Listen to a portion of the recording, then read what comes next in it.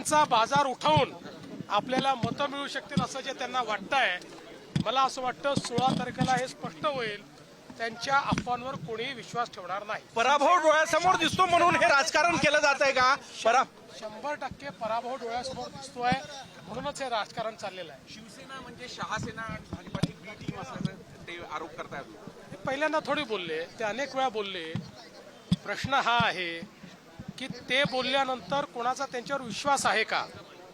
विधानसभेमध्ये ते असंच बोलत होते तरी लोकांनी आम्हाला आणि शिंदेजींना निवडून दिलं. नगरपालिकेमध्ये पुन्हा आम्हालाच निवडून दिलं. आता महानगरपालिकेत जनता आम्हालाच निवडून दिली.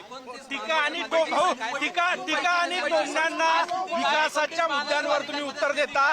जनता विकासाच्या मुद्द्यावर पुन्हा एकदा मतदान करेल असं वाटतंय? जनता टोमण्यांवर मतदान करणार नाही, जनता टीकेवर मतदान करणार नाही, जनता विकासावरच मतदान करेल.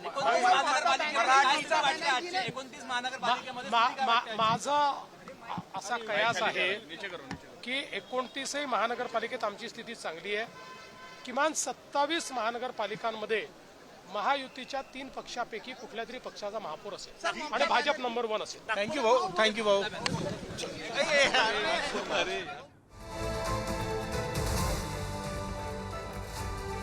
तर जनता टोमण्यांना मतदान करणार नाही असं देवेंद्र फडणवीस म्हणतायत. मुलाखत जी ठाकरे बंधूंची झालेली आहे त्या संदर्भात त्यांनी ही प्रतिक्रिया दिलेली आहे.